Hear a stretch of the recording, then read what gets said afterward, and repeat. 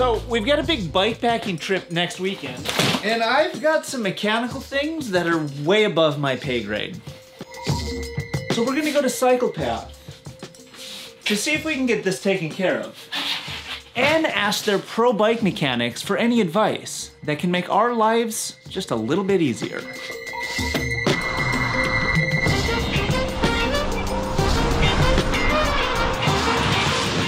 I want to see if they can switch the suspension fork back to the stock rigid fork. For bike packing, I don't want all that weight on a suspension fork just bouncing around. So we're bringing it back to basics. Hey, you think we can swap that fork with this fork? Oh yeah. Yes. Are you guys watching my videos right now? All day, every day. Players.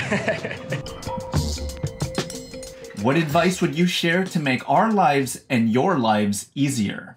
Just clean their drivetrain, just lubing their chain. I mean, it's the best thing you could possibly do for longevity of for everything, really. Ride your bike. We get a lot of customers that actually have really, really rad dope bikes, and then I see them 6 months to a year later, and I'm like, hey man, how's that new bike you got? He goes, I haven't gotten around to riding it. Ride your bike. I'm a big fan of that.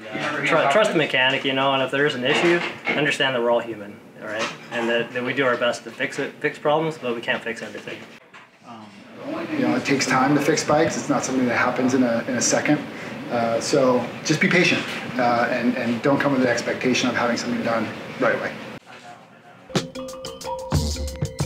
Just bring your bike semi-clean. You know, don't bring a bike in that's completely destroyed. You know, that just makes it harder for everyone. What's your favorite bike in the shop right now? My favorite bike in the shop right now, man, that's hard. This is the Open Up, the Sage Green. This is a little custom thing that we did just for the shop. It's got Ultra and Amoco tires, NB Composites wheels, GRX limited group set, and it just, a little bit of Chris King on there. It just looks good. I like to look at it every day. It's a 2x. It is a 2x. I like 2x's, you know? Get a little bit more, admittedly. How much do you think this bike I think weighs? this bike weighs 19 pounds. Oh my God, you were over by a whole pound. Embarrassing. It's pretty legit. How much do you think the Cutthroat weighs? Let's go for 22. Oh, come on now. Really? I'll say 16 pounds. 16 pounds? 22, 23. I'm very bad at this.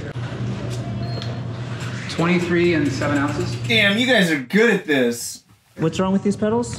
So they're worn out. How will I know? That's how you know. It's the sound. You're basically hearing metal on metal.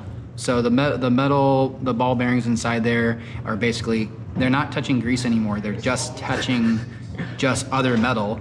And then all that play, that's all pedal. And you catch this feeling early where you don't feel the smoothness of like grease. You actually feel metal on metal. You want to service them. And if you don't service them and you just keep riding, then eventually you're gonna pit out the race and then you're done. And that's what this sounds like. And then it eats out like the soul of the pedal. Exactly. And you create an epic metal album based off of it, and you lose the pedals, but you get... Are there any bike hacks that you've learned along the way? And so the biggest problem with trying to set up a tubeless system is getting the tubeless tape to stick to the rim, right? So, you know, so first off, you want to clean the rim, rubbing alcohol, whatever it's going to be.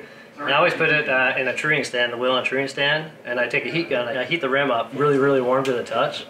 That way when you start laying the tape on it, it actually heats the tape and the adhesive. The tape becomes more flexible, so it sits into the grooves easier, and then it adheres really well. So, What if it's a carbon wheel? yeah, heat it up. My bike hack, okay.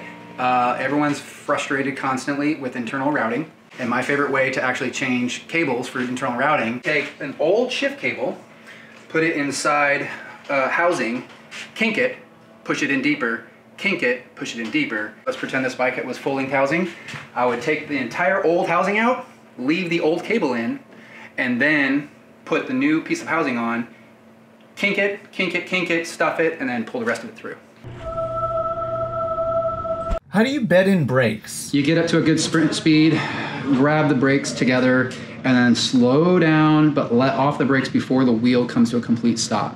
That's extremely important because you're basically transferring brake pad material onto the rotor, And if you stop hard during that process, you actually will have one spot on the rotor that has a buildup of localized pad material, which will create pulsing. So you'll basically, from that point on, you'll go out and ride, and every single time you grab the brakes, you feel where basically the pad and the rotor are grabbing more in that one spot. So how do you know when it's done? Then they start to bite. And once you start to feel that bite, then you know you're getting somewhere. The worst thing you could do, take a brand new set of rotors, hit a steep downhill, and then they'll basically polish the rotors, which just basically means that they haven't actually transferred any material over. Instead, they immediately went into hardcore braking and they just glazed over the entire surface of the rotor, basically turning it into a mirror. It's ruined. When you're bleeding brakes, you know, it doesn't matter what style of brake or what brake. If you're using a syringe style bleeding system, you always want to take it slow. So especially if you're going back and forth with syringes, like from caliper to lever and caliper to lever, do it slowly, because if you go too fast, it will bring air into the system. So that's the key about brake bleeding. Just take your time, be patient.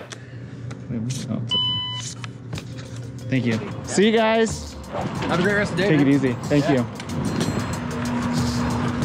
All right, this thing is all set up and ready to get bags thrown on it for the epic adventure that we got coming up next week. I wonder, let's see, chance that, no way. Look, I fixed the gate. This timing is totally crazy.